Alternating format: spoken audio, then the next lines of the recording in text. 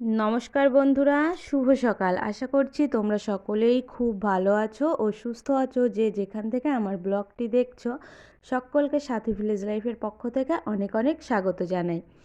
আজকের দিনটা ছিল আর কি বুধবার, একটু লেট হয়ে গেল ভিডিওটা আপলোড করতে। আর এখন আমরা বাড়ি থেকে বেরিয়ে পড়েছি হাওড়া যাওয়ার উদ্দেশ্যে। সকালবেলাতে চারিদিকটা কতটা স্তব্ধ আর কি শান্ত। তো এই যে বাড়ি থেকে আমাদের আর কি বনগাঁতেও চলে এসেছি।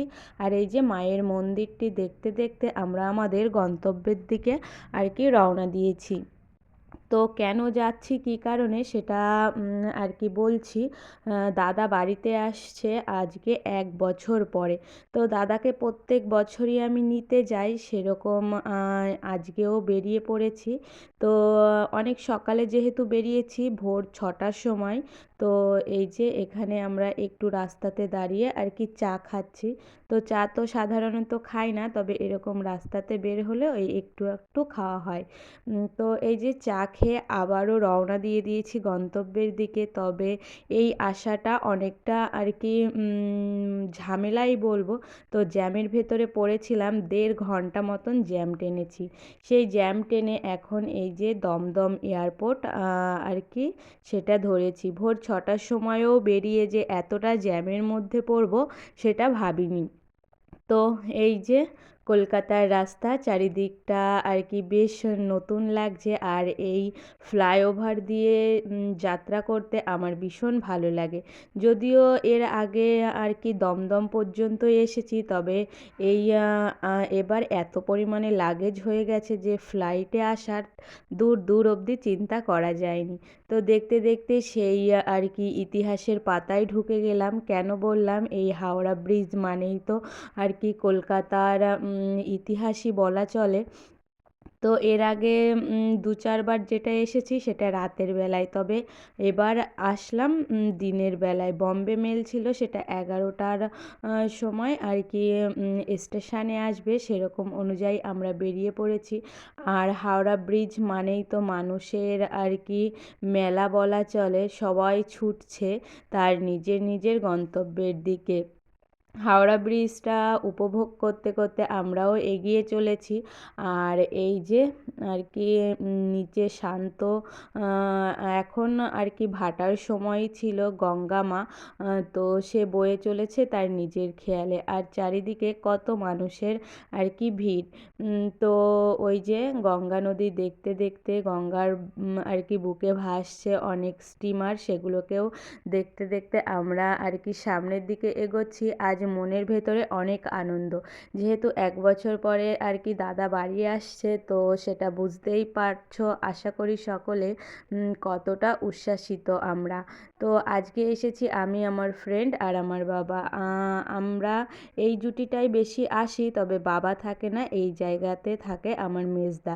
মেজদা আজকে একটু আর্জেন্ট কাজ পড়ে গেছে, যার জন্য সে আসতে পারেনি। তবে দাদাকেও ভীষণ মিস করছিলাম। আর ওই যে দেখো উঁকি মারছে, লাল রঙের হাওড়া স্টেশন, যেখানে আসলে দেখা যায় মানুষ কত ব্যস্ত, যেখানে মানুষের আর কি মেলা বলা চলে। তো কত শত মানুষ, তবে একটা মানুষেরই মুখ এত মানুষের মধ্যে চেনা আর আর কি কেউই না।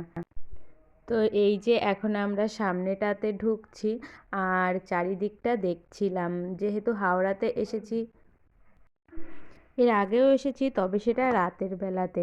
তো আমরা স্টেশনের ভেতরে ঢুকে গিয়েছি আর টিকিটও করে নিয়েছি। আর এই যে স্টেশনটা আর কি, এই রাস্তাটা গেলেই তো সামনেটা রবীন্দ্র সেতু। তো দুজনে মিলে একটু ঘুরে ঘুরে দেখছিলাম।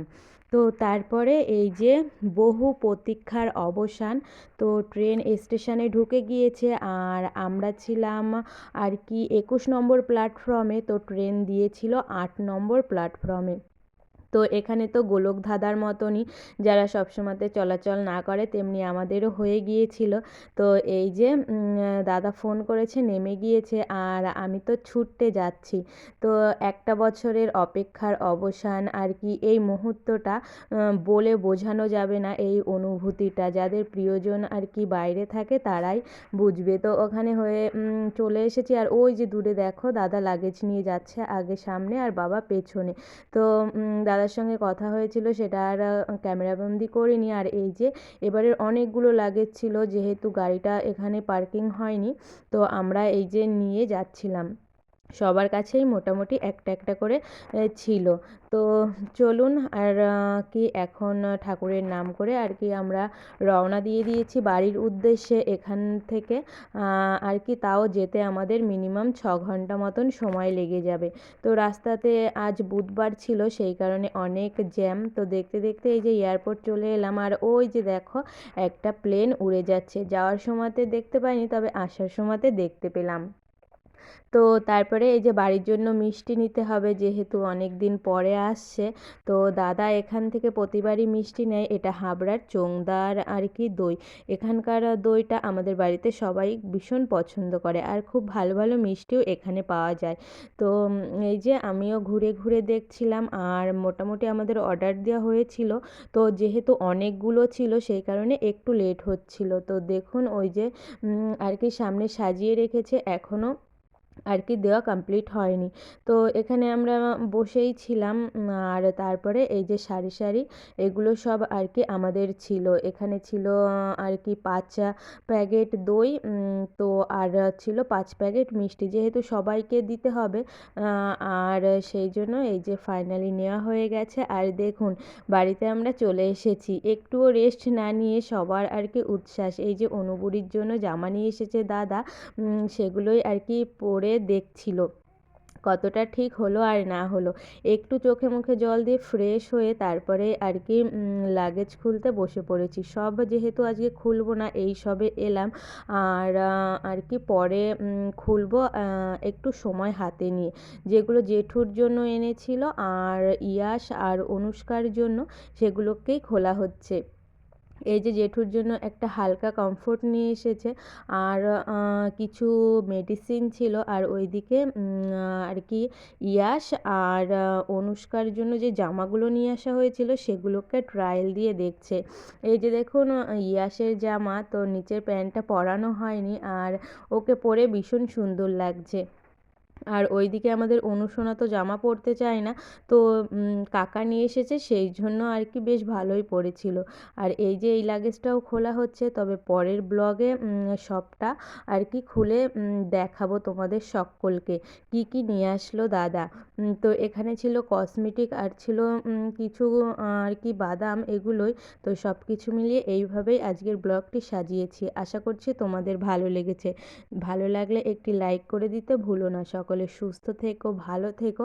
আবারও খুব শিগগিরই দেখা হবে একটি নতুন ব্লগের সঙ্গে। ততক্ষণের জন্য আসি। আর যদি কোনো বন্ধু চ্যানেলে নতুন এসে থাকো তাহলে অবশ্যই চ্যানেলটি সাবস্ক্রাইব করে দিও।